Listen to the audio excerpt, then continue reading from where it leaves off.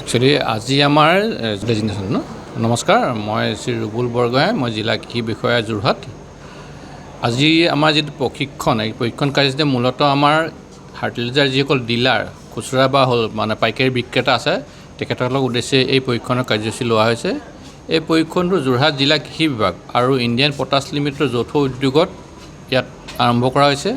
আৰু এই প্ৰশিক্ষণটোৰ মূল উদ্দেশ্য এটা হৈছে যে ফাৰ্টিলাইজাৰ অৰ্থাৎ সাৰৰ যি গুণগত মানদণ্ড, এই সাৰৰ গুণগত মানদণ্ডৰ ক্ষেত্ৰত আমি কেনেদৰে সজাগ হ'ব লাগে বা ফাৰ্টিলাইজাৰ ডিলাৰকে সাৰৰ গুণগত মানদণ্ডৰ ৰক্ষণাবেক্ষণত কিদৰে গুৰুত্ব দিব লাগে বা কি ধৰণে তেওঁলোকে পদ্ধতি অৱলম্বন কৰিব লাগে, সেই বিষয়ে সঠিকভাৱে ইয়াত আলোচনা কৰা হ'ব।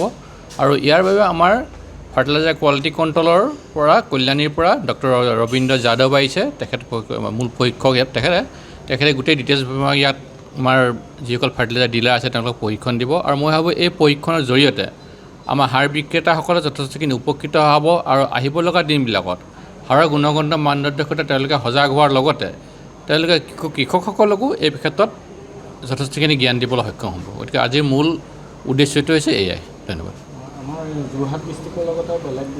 নহয়, আমাৰ ইয়াত মূলতঃ যোৰহাট ডিষ্ট্ৰিক্টৰে আমাৰ একচুৱেলি 87জন 87জন আমাৰ ID থকা ফাৰ্টিলাইজাৰ ডিলাৰ আছে। আমি তেওঁলোকক ইয়ালৈ নিমন্ত্ৰণ জনাইছোঁ আৰু অন্য ডিষ্ট্ৰিক্টৰ ইয়াত অহা নাই এতিয়ালৈকে।